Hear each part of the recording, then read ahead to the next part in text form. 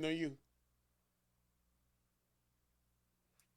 No Stat Pat, no Simster. Money Mike is here. We ain't talking about the Lakers. Who cares about them? They making bad decisions. But I got a special guest today. We're going to talk about the Olympics and track. Let's go.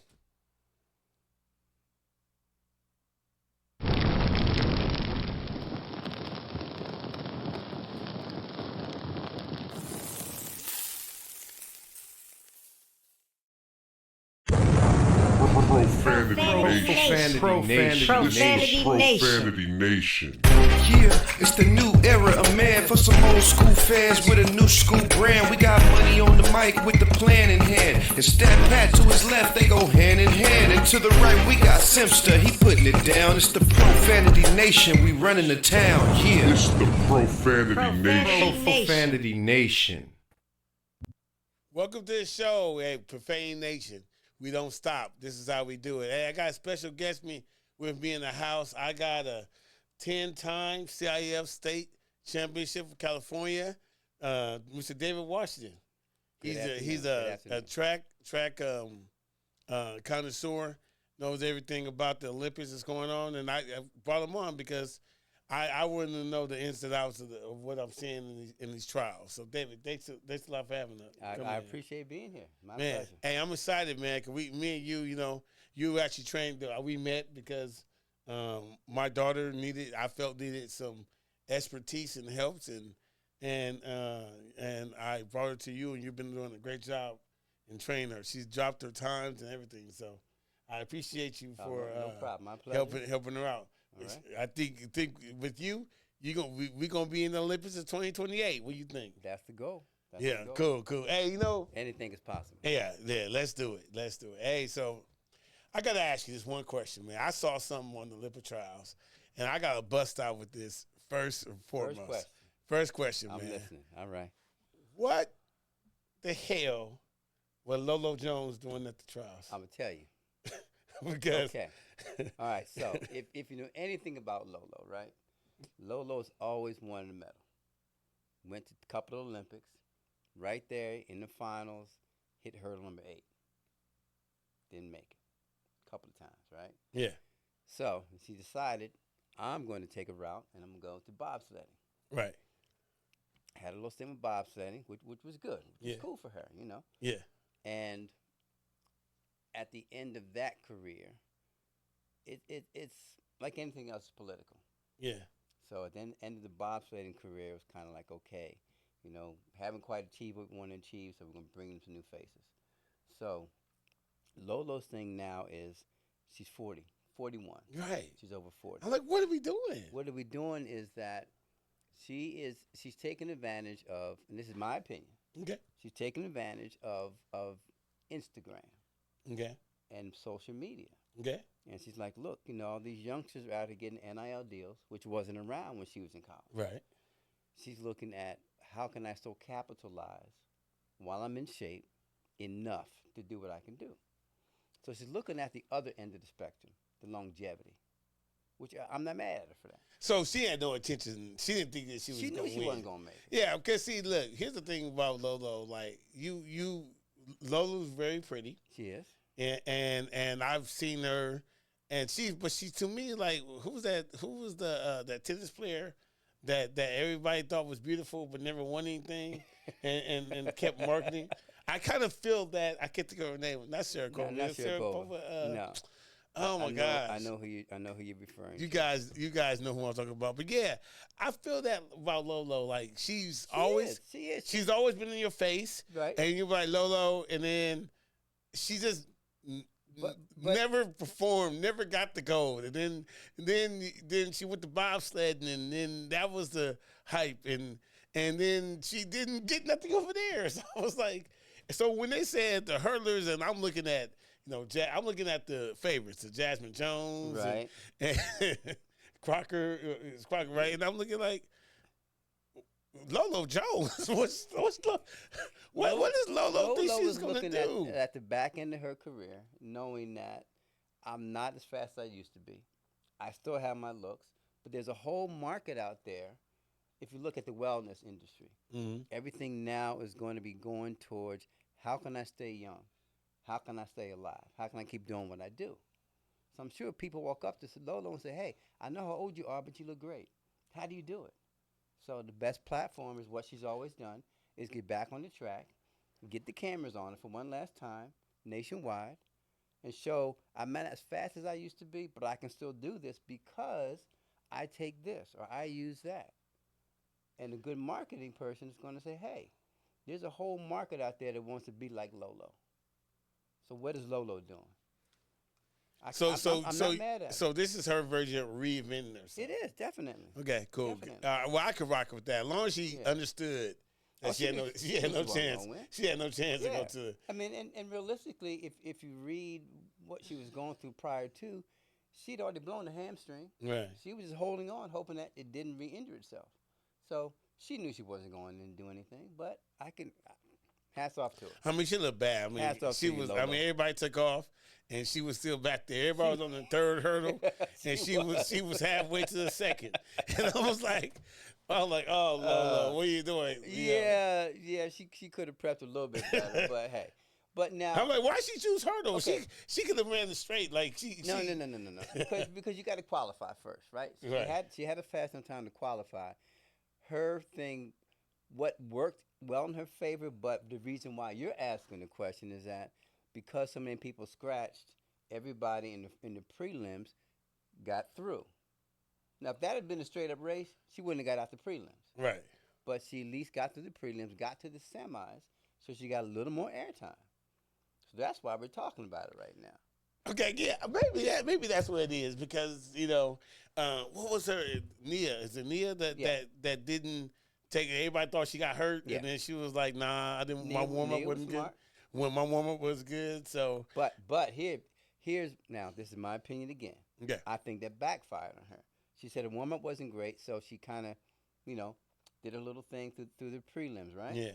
But when it came time for the finals, she didn't have that extra race, and she didn't make it. Yeah.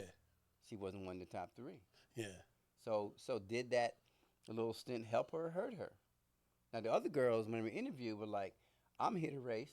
I'll get my race on every time I can.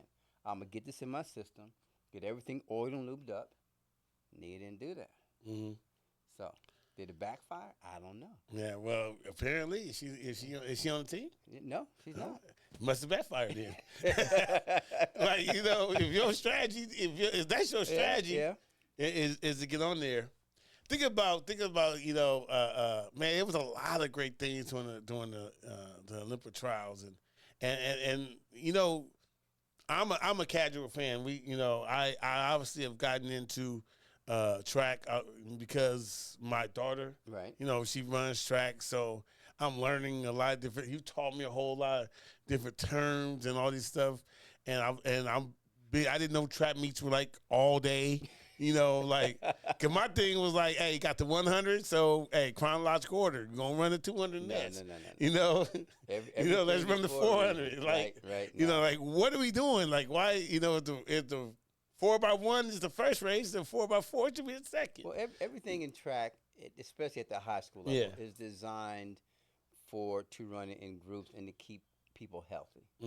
So you don't want to run back to back. So you run a race, you let them rest, fill a couple of spots in here and there with other things, and then come back. Yeah. So, you're not going to find there are sometimes in the younger kids and people will say, well, I'm going to run the 100 and then run the 400. And you don't realize those races are back to back. Right. With the 400 being before the 100. There's no way to run a good 4 and come back and run 100. Yeah. You're either too dead tired you can't do it, or you're going to strain or pull something. So I see coaches sometimes at the lower levels and have kids do that, and I'm like, no, it doesn't make sense. I understand they're young and you want them to get experience, but back-to-back 100 400s don't make sense. Yeah. Yeah, but look, like I said, that was a welcome to track for me because we were there all day. We were there 4 or 5 hours, and we're there for like 10 seconds. You know what I mean? Like, right. I'm waiting on my daughter to run. I'm seeing all these other races and all these other heats, and what really kills me though? I'm listening. Them damn distance. You know what I mean? When it's 60, not 1600, but like the 3200. Right. We we got to go to commercial break. You know what I mean? Like we do, but here's the thing. Okay, so in the typical track meet, the 3200 is strategically placed because you'll have the 4, you have the 8, and you have the 2, you have the intermediates.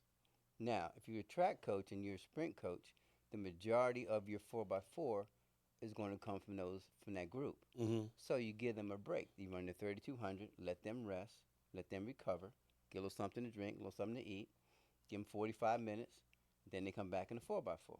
Yeah. So now if you didn't have that in there, you know how many kids would scatter? Yeah. If I got them on the 4x4, Coach, I just ran the 2. I just ran the intermediates. Mm-hmm. But now they got some rest time. So everything is strategically placed time-wise to help protect the kids, to help protect the athletes. Yeah. Yeah, because they had, a 10,000. And I was like, what? How many laps is that? Like, I know that they have the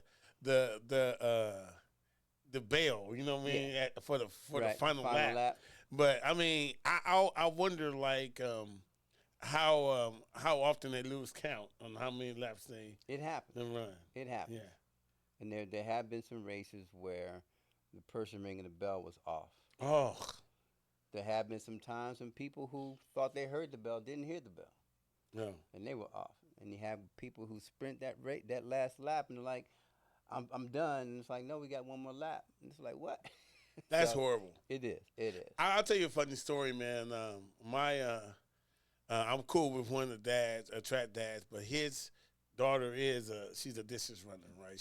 She runs the 3200. She was the freshman, champion last year or year before last.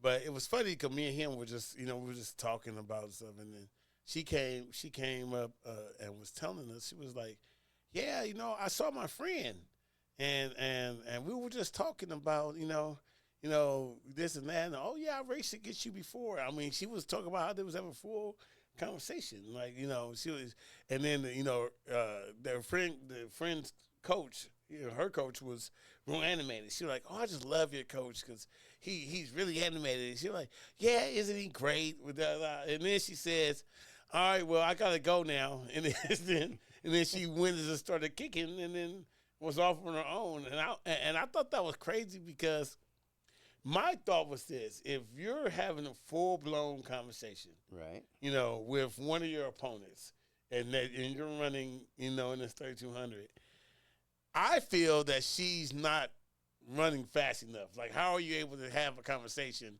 and still be running? Like, what, shouldn't you saying she be they kicking? were having a conversation, they were running? While they was running, they was having a full-blown conversation. Okay. And she came back and told me about the full-blown conversation. Yeah, that shouldn't happen. But then she started, then she said, I was sad. I mean, she's like, I was sad when I had to leave him, because she knew it was time to go ahead and win the race.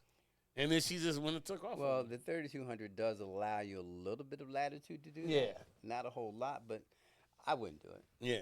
Not have a full-blown conversation. Yeah, she was having a full-blown conversation. Here's the thing that some people don't understand about, like, the 4x4. Okay. Sometimes people do talk trash or talk when they're running the 4x4. Yeah. And you're on the back straight, and you get the baton together, and sometimes the little words that happen and say, and I used to do it. Yeah. And part of it's a psychological thing. Mm-hmm. But it's you do talk sometimes in track. Yeah, but I mean, they was having a full-blown But now conversation full-blown, no. I thought that was, I was like, that means you weren't working hard fast enough. Exactly. Yeah. And wasn't working hard enough. Yeah, I agree. Hey, let's get a little bit about your background, man. How'd you get into track? How'd you get into coaching? What do you love about it? What do you I'm not gonna say hate, but what has changed? What is the biggest thing that has changed in your, what do you say, 30 years of being in track? No, it's been longer than that. Okay, well, I'm sorry. I'm trying to trying to keep you young. many years. Trying to keep you young. 30. Let's say 30 plus. Is that fair? 30 plus years. That works. Yeah. So I started running track in the 7th grade. Okay. Back in the day, I grew up in Virginia, Hampton, Virginia, and back then people play sports year round. Right. You played 3 sports. So I started with football. The guys that I played with everybody started running track. Mm-hmm. I knew I had a little bit of speed. I had older brothers that ran, so I joined the track team.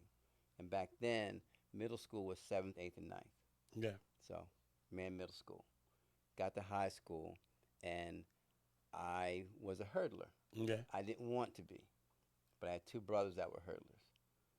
So I called myself coming to the locker room and avoiding the coach. Yeah. He forgot something, came back in. Mm-hmm. Washington, what are you doing? Oh, I'm cleaning out my locker. Oh, wait. Your brother was? Huh? Yes, sir. You're a hurdler. And that was it.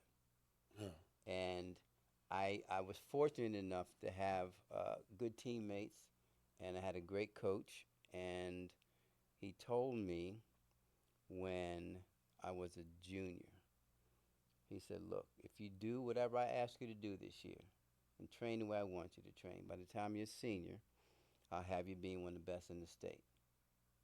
You know, you're young. Yeah. Okay, yeah, coach, rolling your eyes, you know. My junior year, I made it to the finals in the state in Virginia. Okay. There was 8 of us. The rest of the 7 were seniors. So, what he said came true. Right. Now, beginning of my senior year, he said, look, if you do what I ask you to do, I'll have you being one of the best in the nation. Okay. Again, you know, okay, coach, roll my eyes. Middle of the season, I'm number 1 in the nation.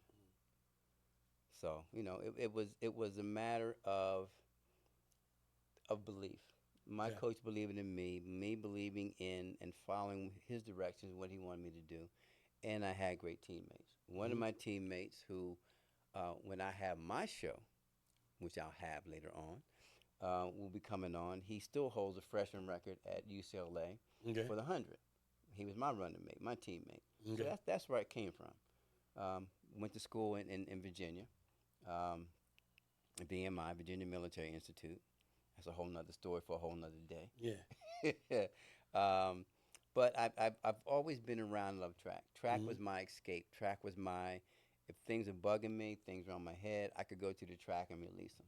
It was my world, my sanctity, I could just let things go. Mm-hmm. It's where I felt, the difference in me playing football and running track was that with track, I was in control. No one could tell me I couldn't run because it was all based on speed. Yeah. Football, basketball, those kind of sports, which I love, but if a coach doesn't like you, you're in the doghouse.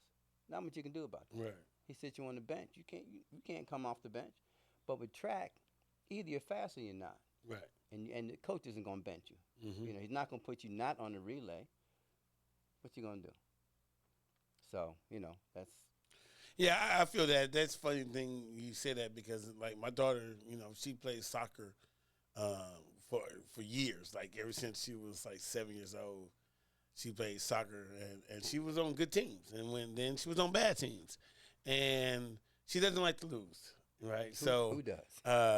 You know, and sometimes, you know, in a climate today, like, you know, there's no winners or losers, and, you know, the whole narrative comes up. You know, like, as long as you're having fun, I was like, well, winning is fun. Exactly. You know what I'm saying? So exactly. If I'm not winning, I'm not having fun. Right. And I think it's one of the worst things, and this is just my opinion, you could chime in or not. Like, even when they're like 5 years old, right? The most confusing thing is, and it could be soccer, it could be t-ball, it could be basketball, but these kids at 5 years old, they learn how to count. They do. And they know if somebody gets the soccer ball in this goal 5 times and they kick it in this goal 2 times, and you tell them nobody won, it's really damn confusing, right? It's misleading. It really is. Okay, I rock with misleading. It because is. You're teaching the kids how to count, and they're Right. like, wait a minute. Right. 5 is above 2. Like, Right. you know, this is basic math. Yeah. Right? And so my daughter, I think one of the reasons why she migrated over to track was because she got the best of both worlds. Right? She loved to be on the team for the socialization, but it's up to her if she wins, right? So if you know, it's the 100, she's running that, and she won. She won. She ain't got to depend on anybody else. She even doesn't even like the relay because, if somebody is slow, it doesn't matter what her leg does. If the others are slow, then she's upset about that. So Okay. I can understand that. yeah, so I think track kind of gives you the best of both worlds, where you have a team, you're able to interact, support, but it's more of an individual sport also. It is. It Yeah. is. But you're right. Winning is fun. Yeah, It's a lot of damn fun. yeah. I would say coaching wise, you asked me earlier why coaching.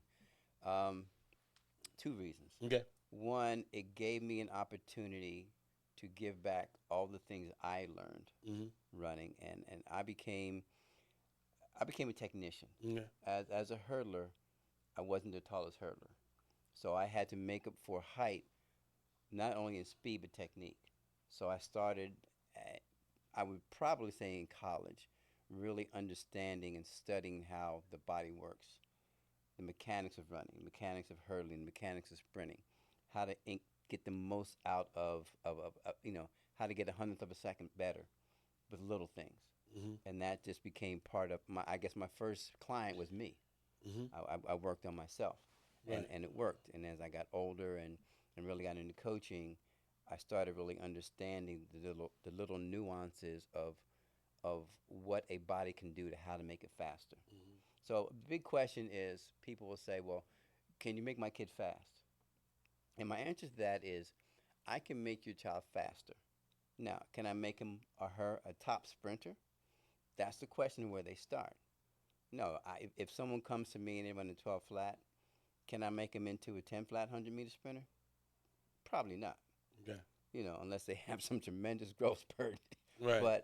But can I get their time down? Yeah. Can I make them more efficient? Yes. Can I get them to understand how to run better? Of course. It's a matter of mechanics, but it's a matter of also being able to relay that information to someone to get them to understand it. So a lot of coaching, good coaching, I think, comes from not just your knowledge, but your technique in relaying that knowledge to that athlete. Yeah. You look at right now, Sydney McLaughlin-Roney. Yeah. She was already great, but you have someone who's as knowledgeable as Bobby Kersey, and he makes a great her. Right. And he makes her the greatest. So I mean, she's winning the trials by 2 seconds. That's unheard of. That's crazy. But she has embraced Bobby's knowledge, and she's taken what he's teaching her, and she's applying it, and she's winning. Yeah, I mean, that we're gonna. Well, let's get into it right now. Like the whole Olympics thing for me is, especially in the trials, is very interesting because you see that. You see how people are just like Rob Benjamin. Like his 400 was like ridiculous. Like nobody was close, and my feeling of that, like when I see that, when I saw Sydney, when I saw Rob, when they're winning by such a large margin, even other sports like Katie Ledecky and swimming, in the 1500, like she damn near lapped the people. The people. You're looking at these are people who are making the Olympic team. Yeah, right. So my question is, when I look at them, I'm saying, oh my God, she's great. But if she don't go, we cooked. No, I wouldn't say that, because we still have great athletes, and they'll rise to the occasion. So you have to look at, we still have another 3 weeks before the games. So the Olympic trials are just the beginning of peaking. So everyone's going to get a little bit better. Everyone's going to go home and look at tape and reanalyze and get some kinks out and remark. Yeah, but based on that, Sydney gonna do the same thing. She's gonna do the same thing. Now, so realistically, if Sydney get a second faster than the person behind her gonna get a second faster, there's still 2 seconds. So in the intermediate hurdles, it's gonna be a race for second. There's no question about that. All right. Femke Bol, she's still good, but she's not as good as Sydney. Yeah. right now. I mean, but can Anna Cockrell, can she contend with Femke Bowl? I don't know. It's going to be a good race for second and third. Rod Benjamin. Now that's going to be, you got the Santos, Yeah. you have Warholm. Mm-hmm. Those top three are going to be neck and neck. And Rod's coming with a vengeance because he's not happy with the way the last Olympics played out. So yeah, he has a chip on his shoulder. So he's going to come for it. But at the same time, Warholm has been on the top for the last couple of years, and now he's not. So he's going to come with some vengeance. So that race is going to be the one to watch. Okay. I mean, unless you just want the fanfare of seeing Sydney run, that's going to be the race to watch, the men's. That and the 400. Now the two, the men's two, that's a whole nother story. Mm-hmm.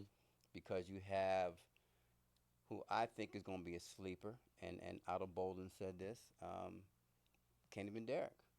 Mm-hmm. He's coming for Noah. Kung Fu Kenny. Yeah. Now, can he beat Noah? I think on when they're both at their prime, both running well, no. But he has a chip on his shoulder. Now, he beat Noah in the last Olympics. But I think Noah learned from that. And Noah has been beat since then. So I think that's still going to be a race for second. You got some youngsters coming up, and so I think the two, the whole Olympics is going to be great. It's going to be great. Yeah, so we're talking more about the Americans. So, I mean, is there anyone, internationally that we have to look out for? Yeah, I think in the intermediate, like I just mentioned, you have Sydney still has to look over his shoulder for Femke Bowl. Yeah. I think in the women's 100, I think if Sakari's on, she's on. The two's going to be iffy. She didn't make the two. She didn't make the two, but Gabby Thomas. Yeah. And let me just say, I was impressed with Gabby. I saw Gabby at the Grand Prix, and I was excited to see Gabby. I was like, oh yeah, I get to see Gabby. And I was like, I don't know. But you have to realize she didn't really perform well. But during that time period, everybody was experimenting because Gabby dabbled in the 4. Yeah. She had to get her strength up. She knew that. She had good leg speed, but the 2 is a good blend of leg speed and speed endurance. Okay. She didn't quite have that. And when she ran up against Sydney, you saw that. Yeah. So she went back to the drawing board. Let me dabble in the 4. Let me get some strength under me, which most young athletes need to take a page from that. Don't be afraid of the 4. Make it your friend. Whether you run the 1, the 2, or the 8, make the 4 your friend. It builds character. It builds some strength and speed. So that's going to be a heck of a race. I think nobody's guaranteed, because you do have, you have the Jamaican women. They have a tendency to come out of nowhere and shine. They're going to do their thing. No question about that. You have the men's 100. Jamaica's going to be right there with Noah. Noah, and who else is in the 100 for us? We have Noah, we have Fred Curley, yeah, and we have Kenny. Mm-hmm. But the Jamaicans are right there. I mean, up until these Olympics, the Jamaicans were they were world leaders. So nobody's out. And you have the Africans. Yeah. Which rolls into a whole other question, which we talked about before we got on air, is why in the heck are our colleges teaching all these other countries how to run, and then we let them loose for the Olympics and they come back and beat us? You talking relays? Yeah. We're not dominant in relays like we used to be. So let me ask you your opinion on that. Do you think that is the college recruiting the international players, or is that the international players recruiting the colleges? Of course, the college recruiting international players, because college coaches make money. Yeah. It started with basketball. You bring somebody from overseas and they play well, and all of a sudden your stock goes up, and you're in tournaments, you're in playoffs, you're making money. Right. This colleges make money off of that. Right. Track's another story, but it's a trickle down effect. You start to realize that it started with the distance runners, the Kenyans. Mm-hmm. They started coming over and going to colleges here, and then as the word spread, now you have people who are from everywhere from Europe, anywhere in Europe, and they're coming to run in the States. They go to college here, and then they go back and run for their country. You know, it makes for a better Olympics. Does it help our gold medal count? Hell no. but, Right. but but it makes for a more exciting Olympics because you're going to have coaches who are in the stands who are all American, but most of the athletes are from another country. Yeah. And now are we giving away American secrets? I don't know. Is it really a secret though? I don't think there is. I think that you get coaches sometimes will get lucky in college or in high school, and they get a either a small group or they get a person who's just phenomenal, and they don't really have to coach well, but their name gets out there. They coach this person, Like Carl Lewis, for example, University of Houston. right? Like, you know, it's a small school, but he has that. He has a kid from England I can't right now. think of his name, but he's good. Yeah, Yeah. he has a kid from England, goes to Houston, Yeah. and is he going to make a difference in the Olympics? No. But is he going to go home and become a fanfare hometown favorite? Yes. So the kid's stock goes up at home. It doesn't do anything for the Olympics or for Carl, other than now he has an open door to other kids who are going to come from England and from Europe to come coach or train at Houston. But the kid runs, what, a 10, high 10.8, 10.9? Right. That's not going to do anything. He'll get to the rounds. He may, on the outside scale, make it to the finals, but he's going to be in lane 8, lane 1. He's not going to be in the middle. He's not going to do anything, but he gets his name out there. So speaking of that, strategy-wise, or is there a strategy to, like, lane selection, and does the athlete choose that, or is it solely by their performance in the previous run? In the 100, it is you want your faster athletes in the middle. So yes, when they choose the lanes, your faster athletes are going to be in the middle. So there's a little known thing that people have this magnetism. If you look at a race, Yeah. and you look at the 100, if you would look at a shot straight down, you would see athletes come out their lanes and they would be going straight. But as they get further down the track, they naturally gravitate toward each other to the middle. Speed connects to speed, and they're going to be elbow to elbow, rolling. Yeah. Now, when you talk about lanes in the 2, that's a whole nother thing. At invitationals, you'll see where people get to pick their lanes. And your top athletes are going to pick the outside lanes. There's less curve to run, more straightaway. The women's 200, all 3 top winners, 1, 2, 3, came from lanes 7, 8, and 9. Yeah. Look at the men. You had Ben Derek was in what? Let me see. Noah Lyles was in 7. Yeah. Ben Derek was I in think, somewhere. 6. It was 6. It was 6, 7. No, it was 5, 6, and 7. Okay. They were together. Yeah. So, you know, it's and those lanes, I could be wrong, but my recollection, Yeah. that's where they were. But speed begets speed. So you want your faster people closer to each other, so it pushes each other. It's hard if you're in somewhere, and it happens. Someone in lane 1 and someone in lane 7 go 1 and 2. Yeah. That very seldom happens. It can in the straightaway races, yes, but in the curve, totally different. Round the whole oval, it's gonna be totally different. You don't see anybody until you come off that last straight, unless you're on the inside lane. Yeah.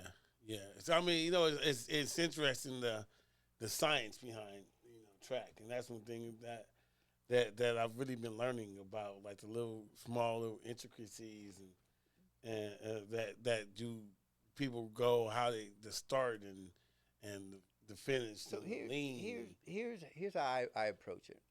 Track is a science. It's an art, and it's a combination of understanding mathematics and how everything works and physics. Yeah. So and that's the way I coach, and I teach my athletes that. So when I was coaching at Sarah, when the teams I had, I was blessed. Fantastic athletes, Robert Woods and George Farmer and Devin Spann, and I can go on and on. And when I was there, we had a connection. They had a connection, and but I also taught. I taught math. I taught geometry. Okay. And one of the things I would tell all the athletes, whether they play basketball, football, whatever it was, you use, because most athletes, coach, I'm not going to use this. I'm going to play pro one day. And the funny thing is, as Sarah, I couldn't say no, you're not, Right. because my last year there, 5 of the kids on my track team went pro Okay. in football. So Yeah. I couldn't say no, you're not, because Right. it was a normal thing. You can say you never know. Right, you never know. Right. But I would tell them and say, look at this. Okay, if you're playing basketball, okay, fast break. You're a guard. You see your forward running down, running down the court. You have to judge in a split second how fast he's going, what kind of arc you're going to put on the ball to connect with him at a certain point where he can dunk it or do whatever he's going to do. That's geometry. You have to understand the arc of the ball, the spin of the ball, how fast it's going. Same thing with the quarterback and the wide receiver. It's all geometry. The field is set up on a rectangle. So everything is about geometry. When you run, we talk about our knees coming up and the angle of the elbows. When you're in the blocks, you want your front leg to be at 90 degrees.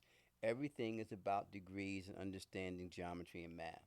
So I tell the kids, look, you do this every day in your sleep. You don't know it, but you're processing math. You're looking at angles. You're looking at obtuse angles. Looking at acute angles. As a hurdler, that trail leg, when it comes over, you want to have a very acute angle between the heel and the button and trail leg, because it makes that for a much smoother transition to get back into your sprinting form. Yeah. Everything is about math and geometry when it comes to running. And the more a young athlete can understand that, the better athlete they become. Cool. I mean, I think that's really interesting because, like you said, it's the science behind it. I always tell people, like, one thing about track versus any other sport, if it's a football, you can videotape them make a move or a cut and go for a touchdown, and you be like, oh, and then you can send that to a coach, and coach may want to have them do a tryout. Right. With track, what's their time and their national time. I could find. I remember I did it too. Where was I? I think I was in Maryland. Okay. And I was talking to this couple, and they was like, "Oh yeah, my grandson, he's in Maine, and he's one of the best, right. out there." I'm like, "Oh, what's his name?" And I went on athletic.net and looked him up. Like, "Oh yeah, he is pretty good." You know what I mean? Yeah. I see his time. So that there's no video that is needed. Like, you literally could go and look at their times, the 9th grade, 10th grade, 11th grade, unattached. Whenever they run a race, they be able to see. That's true, but I think sometimes at times are misleading, because they on athletic.net they should all be electronic. Okay. But you have to take into account where they ran, when they ran. Is it high altitude? What was the weather? Was it wind dated? All those little things come into account, because, or sometimes there's little flukes. Kid runs a 10.8, but every other stat on him is 11.2. You gotta turn your head at that. Right. Sometimes the numbers aren't what they say they are. So it happens. Yeah. Hey, here's a question for you. You ever and you can refuse to answer it but I always throw curveball questions at my guests. I'm gonna be as real as I can. You ever have somebody approach you and say, "Hey, my son or my daughter, I want you to teach them how to get in there," and you look at them and you just like, "Oh, nah, what am I gonna do with this?" Yeah. Yeah. Have you ever refused? I mean, how do you break it down? Like, I don't think I can help this one. Well, no, I always feel I can help the kid. Yeah. But I'm very honest with the parents and what are you looking for? Yeah. Let's look at what your end goal is. Yeah. Now your son runs a 12.5. Right. Are you expecting him to run a 10 flat? Yes. No, that's not going to happen. Okay. I can get him better, but but I can't do miracles. I'll be very honest. Okay. I'll let people know. And most parents have somewhat of a clear vision of. Parents will say, "Well, I just don't want my kid to ride the bench, or I just want my kid to feel like they're part. I don't want them to be the slowest one on the team." So those kind of goals we can achieve, but miracles, no. I'm not a miracle worker. Yeah. You know, Oh, and I'll be honest about that. Yeah. And then a lot of times I have to ask the kid, I know your parent wants this, but what do you want? Mm-hmm. And how hard are you willing to work to get that? That's Yeah. the deciding factor. Right. Because I can teach you all the technique in the world, but if you get out there and you're gonna, in your mind, you're like, I'm not giving you more than 70%. It's not gonna happen. Yeah. So you have to be the athlete has to be honest with themselves, and the parents have to know that. Right. Because I came to you and I said, "Hey, look, this is the time I wanted to start at." Right. Like I was very defined. Right. You were. And I said, "Hey, let me know." Yeah. No, if this is possible. But I think your daughter has the drive. It's not going to be an overnight thing. It's not going to be easy. But yes, it's very possible. She's at an age where there's going to be a couple of changes in the next probably 6 to 8 months physically in her body. That's just going to naturally happen. And things happen. So yeah. But I would tell you this though, it was interesting. We were at dinner last night, and I don't know, the waiter was real cool, so we were just talking to him, and I asked him, I said, "What do you think the extracurriculars are?" Like both my daughters, my younger one and the one you train, and he said, "Looks like my youngest one's in theater and everything," but he said, "You run track." And that's what he told her. She was like, "Well, how do you know?" And she said, "You have a track body, Okay. So so what is a track body? Like what does that mean though? I mean, it's a serious question for me because when I look at these athletes and they're at the podium and I mean all of them got abs and six packs and but not just the abs, the six pack. They all have shoulders that are kind of, and I wonder, why are their shoulders so muscular? Because if you take track seriously and you apply yourself to becoming the best, there's a process that your body goes through. You have to run, you have to work out, you have to eat right, you have to lift, and all those things that your body goes through and does produces a phenomenal physique. Okay. I was talking to a client the other day who knows nothing about track. Okay. He's an older white guy. Okay. But he said, David, I was looking at the meet, and he said, I could not believe that everybody in track is beautiful. He said, everybody. Yeah. I'm like, yeah. I said it's a process that your body goes through, because you take your body to the limits, and you're looking at Olympians. Potential Olympians, and there's a grind that you go through that your body just naturally is going to make self adjustments. You're going to get the calves, you're going to get the glutes, you're going to get the hamstrings. You use those things, and you use them to the fullest max. So they're going to, as a muscle grows, like anything else, you're going to tear it down and rebuild itself, and it's going to build itself into the shape of the way you train it. You talk about shoulders.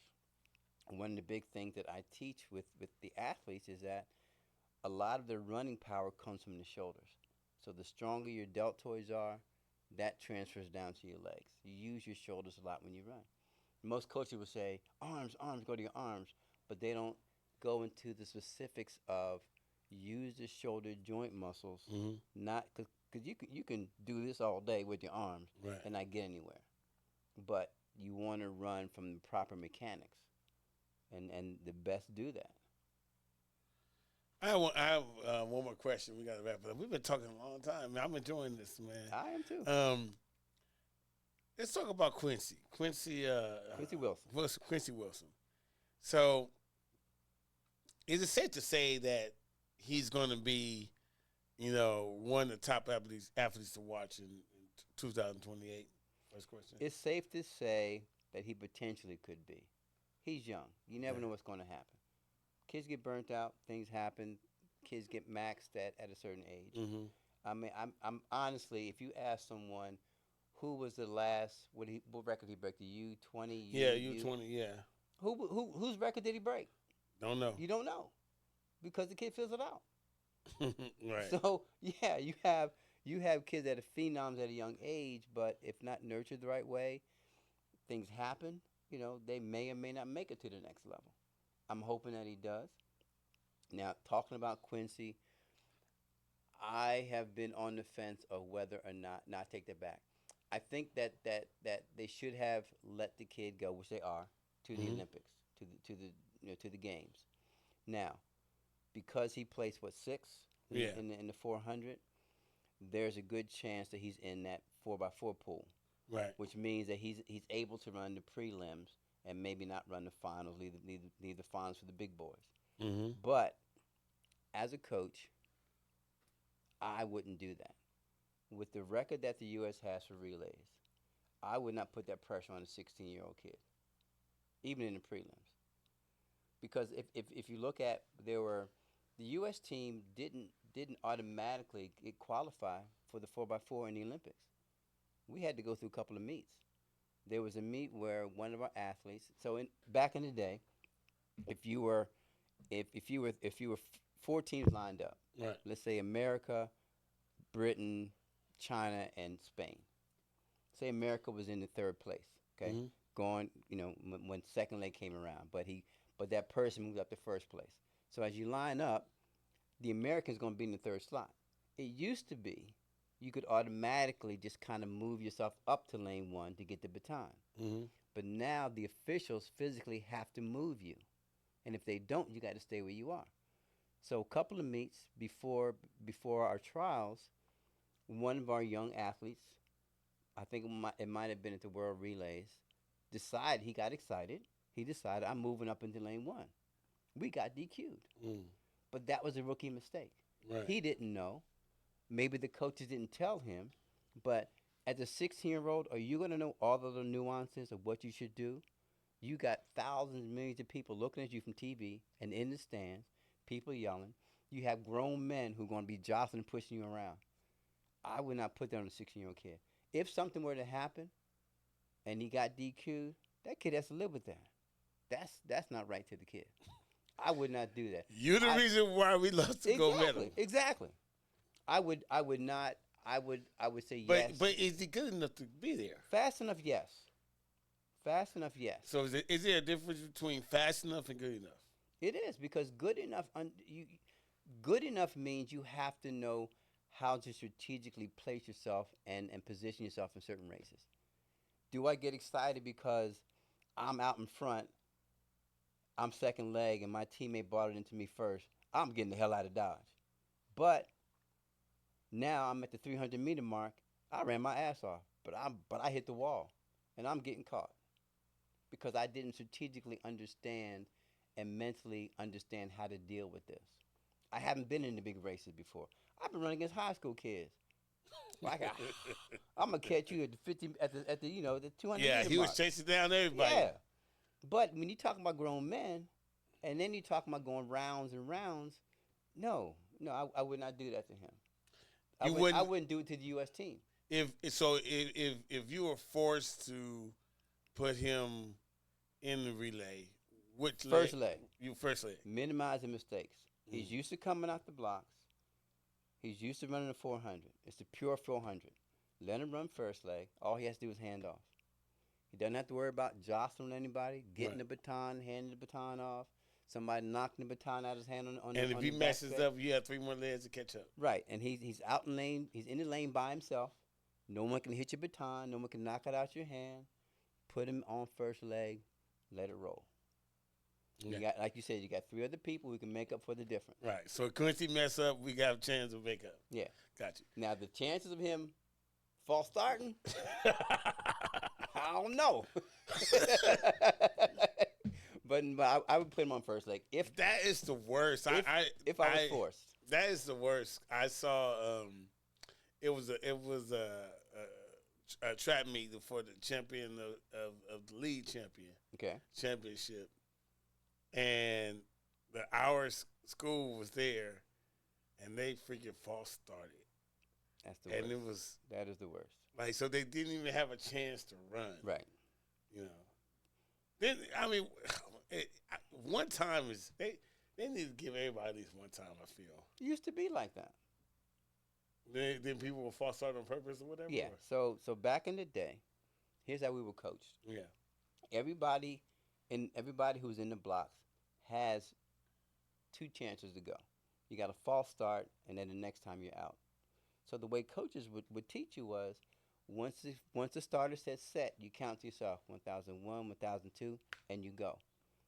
And either you catch it or you don't. If you don't, so what? Okay, now you're patient. Now you wait for the gun. But that's the way you used to run. But it took forever to run a race. Everybody got a false start.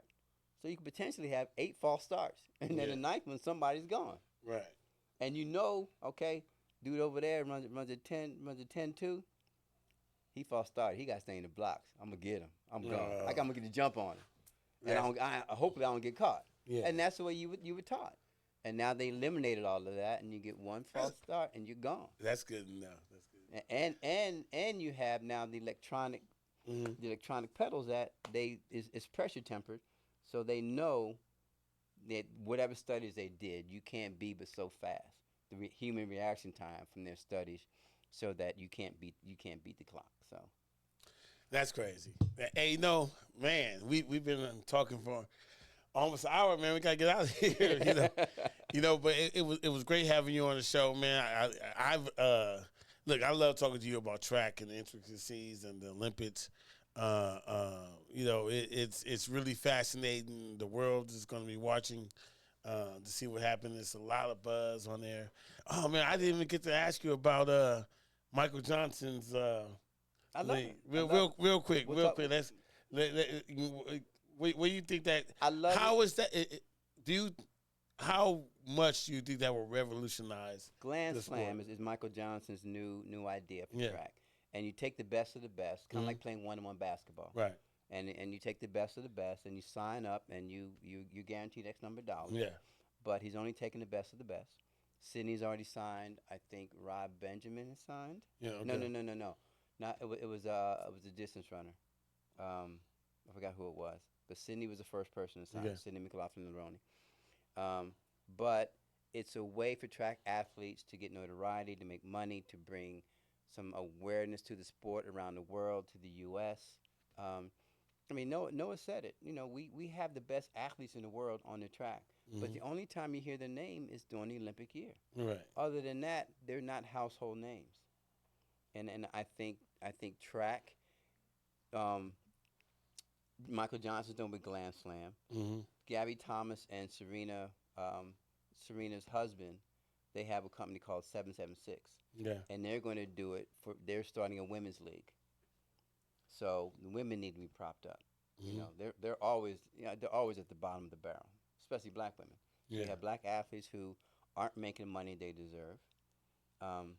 So I think it's great. I think any way that we can start pushing and getting notoriety to our sport, the better. There's going to be some bumps and bruises. Yeah, Everything is not going to be, turn out the way you want it to. But if we can start bringing us notoriety and bigger names to it, then by all means, let's do it. Yeah. I'm excited for that. Yeah, definitely. So you don't know this, but every show we end up with an out of bounds, right? Where basically we call it Money Bites out of bounds. Okay. And basically what happens is I come up with something.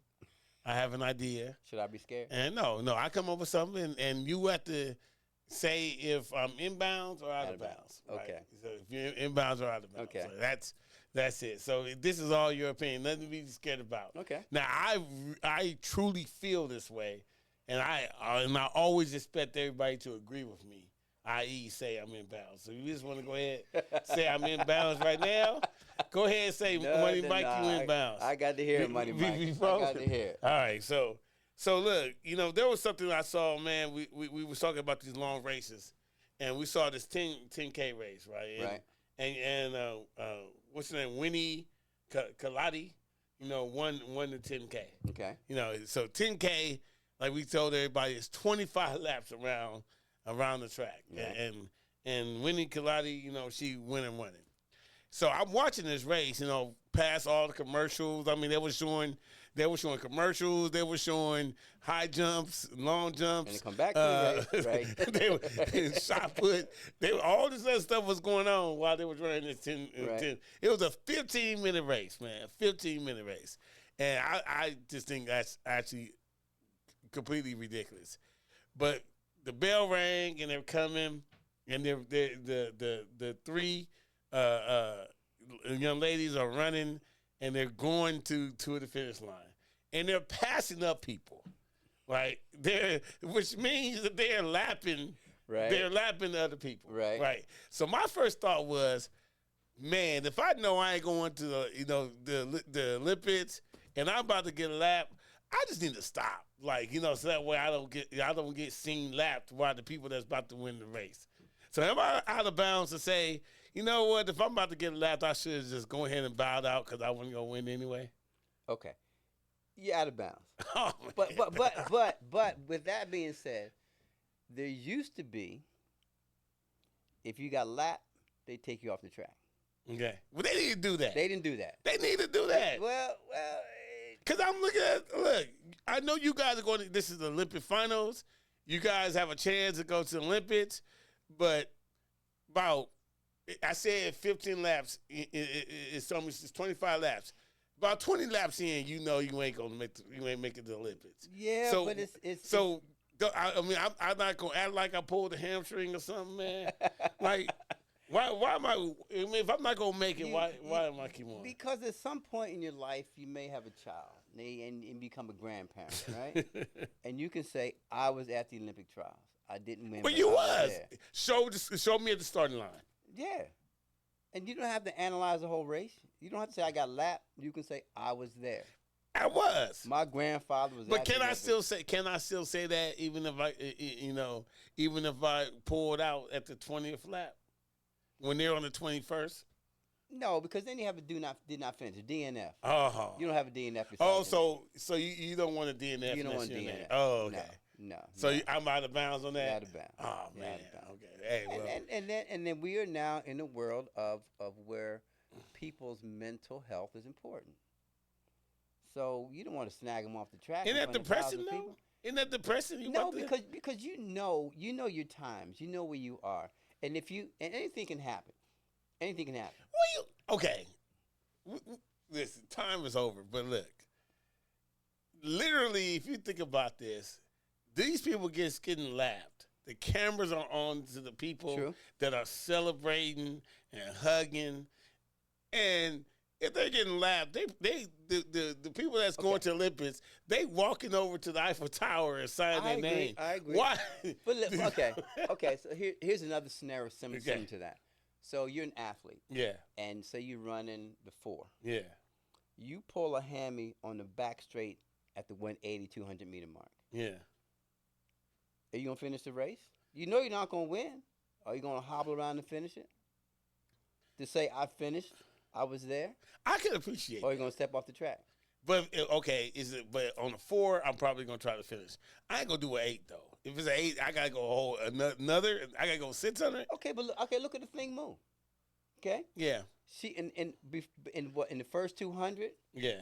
She tripped. Yeah. She finished the race. She tried though. She finished the race. I felt sorry for her. She knew she wasn't going. I did feel sorry for her. She knew she wasn't going to win, but she finished the race. But she was trying to protest and that's why she finished the race. Yeah. Because she thought maybe she was going to protest, try to protest, and they was going to let her in. And with a coach like Bobby, there's a good chance that his position. So there's another. That's a strategy move. It is definitely. But the one that's getting lapped. Hey, you know what? Hey, Mr. Washington, go ahead and tell people where they can find you. I don't. Where can you find me? I do have an Instagram. It's called SprintFit. I haven't posted it in a while, but I will start doing that. And my company is called SprintFit.com. SprintPhyt. But everybody calls me Coach Wash. So, you can find me through Coach Wash. I've been in LA for a while, so most people know who I am. Now that's true. Let me tell you guys.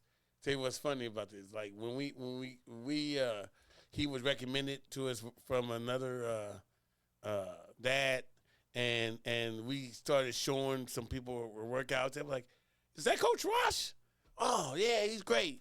And I mean, we talk about shot putters, long jumpers, like they weren't even like 100-meter sprinters or nothing like. But everybody knows Coach Ross, and word of mouth is the best thing. So hey, if you guys ever need a track coach, put a message in on YouTube, but we definitely make sure you get a hold of them through that.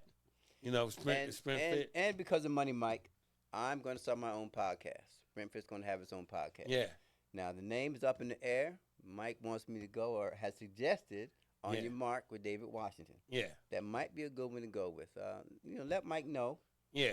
Give him some feedback. Let us know on the mark. Yeah. All right. All right. Cool. Hey, but thanks you guys for tuning in. We'll see you guys next week. Peace, and we out.